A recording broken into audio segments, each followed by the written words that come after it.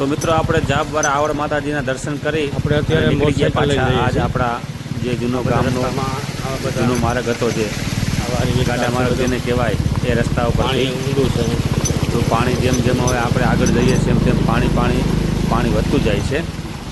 સામેથી એ માણસો જે દર્શન કરીને આવે છે એમને જવા માટે આપણે માર્ગ આપી દઈએ. આપ જોઈ શકો છો આટલું બધું પાણી છે આમાં. આ બધા દાદાના દર્શન કરવા ગયા હતા તે બધા દર્શન કરીને પાછા પરત આવવા માંડ્યા અને પોતપોતાના કામમાં પછી વ્યસ્ત થઈ જશે. હવે આપણે જઈએ છીએ દર્શન કરવા. આ લોકો સવારે વહેલા ગયા હશે દર્શન કરવા. એ બધા હવે પાછા આવવા માંડ્યા છે. આ પાછળ જાપવારી આવડ માતાજીનું મંદિર અને આપણે આગળ નીકળી ગયા. હવે સારો ઉતારો જાણો દેવો ગામમાં વીર વછરાજ દાદાના સાનિધ્યમાં. આ બસ મંદિરની ઠીક બાજુમાં જ આવે છે આ નાની એવી નદી જેને હોકરો પણ કહી શકાય. ત્યાં પાણી બધો અત્યારે વહેતું છે, આવું વહેતું પાણી. અને ઠીક આ એક જૂનો ગુનો કહેવાતો નદીનો જે બખોલ જ્યાં પાણીની ધારા પડતી એને ગામથી ભાષામાં ગુનો કહેતા. પહેલાં તો અહીંયા આ નાનું એવું ચેકડેમ જેવું બ્રિજ પુલ પણ નહોતું. પગપાળાથી જ લોકો ક્રોસ કરીને જતા હતા. પણ હવે દાદાની દયાથી ચારે બાજુ સરસ મજાનું અને અહીંયા જે અમારા ગામમાં ચારણ સમાજ છે એમના કારણ કે ખાસ આસ્થાનું કેન્દ્ર છે. આમ તો 18 વર્ષનું પણ એ લોકો ખાસ માને છે એટલે ચારે બાજુ બ્લોક અને બધી વ્યવસ્થા કરી આપે છે. આપણે પહોંચી ગયા છે વીર વછરાડાના મંદિરમાં જે ઉમરકાવાળા વાછરાડા કહેવાય છે એના ઠીક મંદિરમાં. આપ જોઈ શકો છો એટલી બધી ભીડ છે કે દર્શન કરતાં પણ વાર લાગે છે. અને બહાર એમનો જે અહીંનો ચારણી સાહિત્ય અને ચારણ સમાજનું જે પરંપરાગત મણિયારો જે કહેવાય છે આ મણિયારો આપ ક્યાંય જોયો જ નહીં. મણિયારા તો ઘણા છે. આપ મહેર સમાજનો મણિયારો ખૂબ પ્રચલિત છે પણ આવો મણિયારો આપણે ક્યાંય જોયો જ નહીં હોય એ હું ખાસ ગેરંટી તમને કહી શકું. અહીંયા પરંપરાગત પોશાક અને પરંપરાગત આ મણિયારો અને પછી દાદાને પ્રસાદીની આગળ પડે છે એટલે પોતપોતાના જે ઓળખીતા સગાવાલા હેતુ મિત્રને લઈ અને આ ચારણ સમાજના જે ભાઈઓ બધા અહીંયા આવ્યા છે એ બધાને પ્રસાદી લેવા આમંત્રણ આપે છે. અને આપ જોઈ શકો છો અહીંયા પ્રસાદીમાં દૂધ, ઘી અને ગોળ એ ખાસ પહેલાં તો દાદાને નૈવેદ્ય ધરાવી અને પછી બધાએ હેતુ મિત્રોને બોલાવી અને ભાવથી એકદમ પ્રસાદી આપે છે અને બધા પ્રેમથી પ્રસાદી લે છે.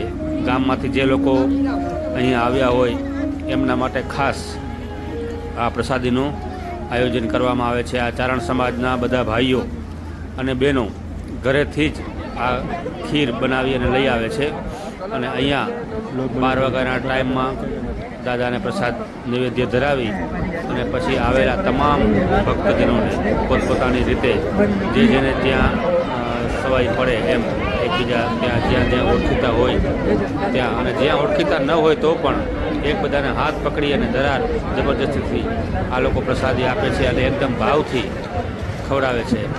આ પ્રસાદીનો ટાઈમ પૂરો થયા પછી પાછો ઢોલ બંધાય છે અને શરણાઈની સાથે દાદાના સાનિધ્યમાં મણિયારો જે રાસ છે એ ચાલુ થઈ જાય છે. હું તમને સંભળાવીશ કે ખૂબ પ્રચલિત મણિયારો છે. આપ સાંભળો.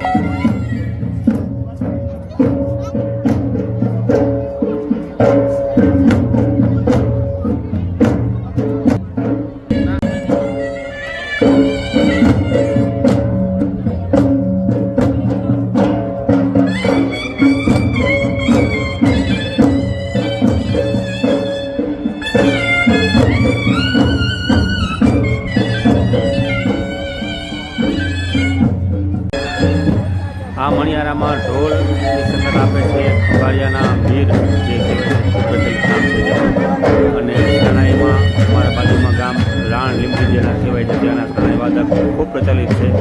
અને બીજા ઢોલમાં સંગત કરે છે અમારા ગામના જે ચારણ સમાજના ભાઈઓ છે એ સંગત આપે છે. અને આ છાપકી મણિયારો કહેવાય. આમાં છાપકી લે છે. આપ જોઈ શકો છો આને છાપકી કહેવાય. આ ઉત્સાહનો મેળો છે, ઉમંગનો મેળો છે.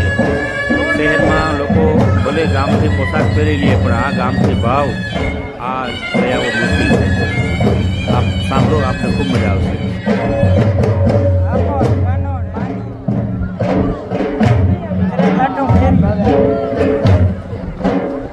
Thank you.